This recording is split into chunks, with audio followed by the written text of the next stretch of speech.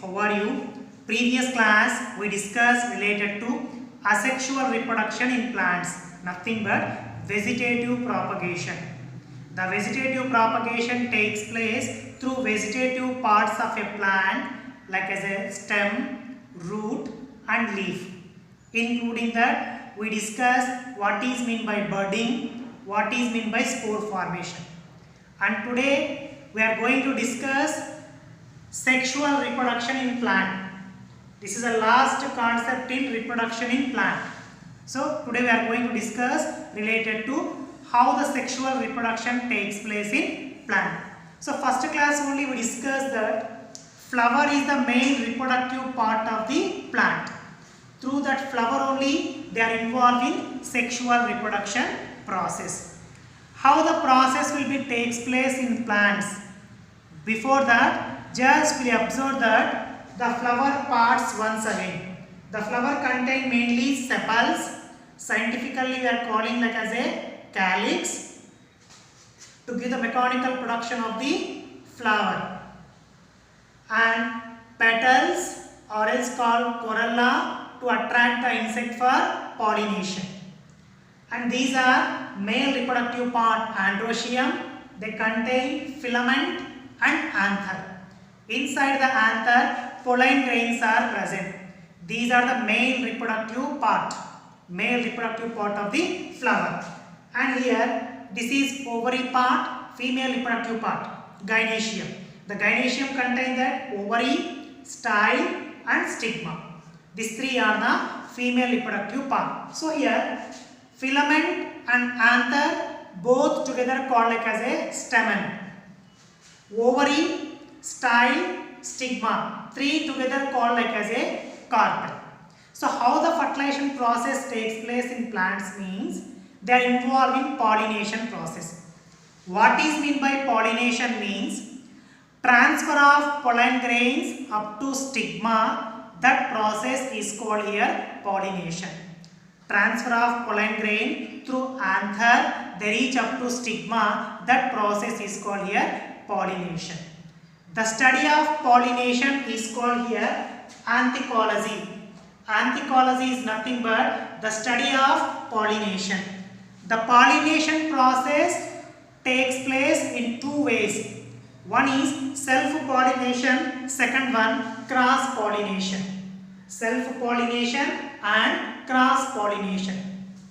Self-pollination means one flower pollen grains are through anther, they reach up to same flower stigma. That process is called here self-pollination. Self-pollination means through anther, the pollen grains are reach up to same flower stigma. That process is called here self-pollination.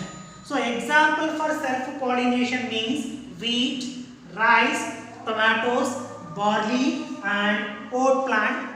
These all are involved in self-pollination. Now cross-pollination. What is meant by cross-pollination means one flower pollen grains are transfer the same plant another flower, or else one flower pollen grains are transfer the same species of another plant. Such type of pollination is called here cross pollination. The best example of cross pollination means apples, pumpkins, all flowering plants. They are involved in cross pollination process. After pollination process or after completion of pollination process, fertilization process takes place. So through pollination, the pollen grains are reach up to stigma, and the time the pollen grain reach up to ovary. Through stigma, they reach up to ovary. Inside the ovary, the ovules are present.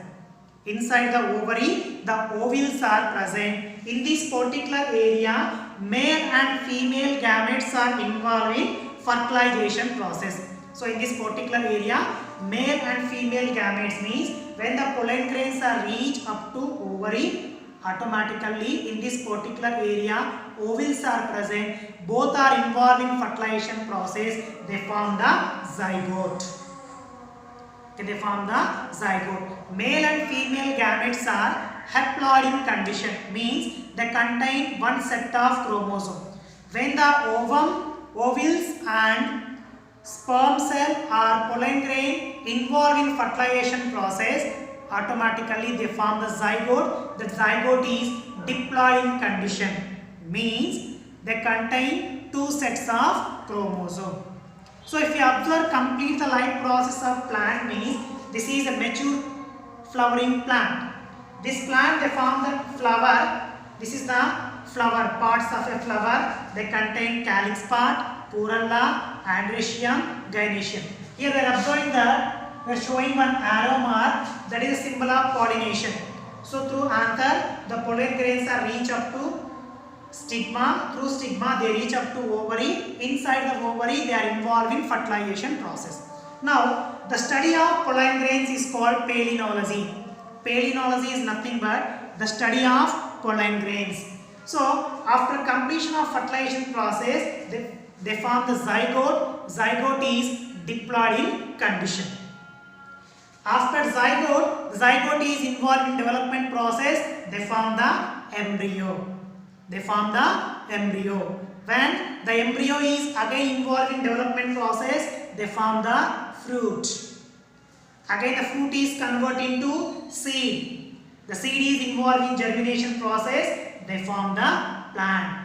This is the life cycle of flowering plants including sexual reproduction process. So here after completion of fertilization process, the ovary is converted into fruit. Ovary part is converted into fruit. Ovules are converted into seeds. The anther, filament, petals, they all fall down. There is no use. After fertilization process, the ovary is converted into fruit.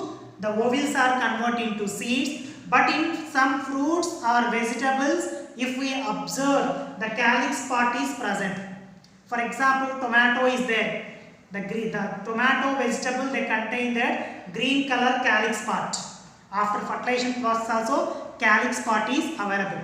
Including that if we observe brinjal, the brinjal also contain that calyx part.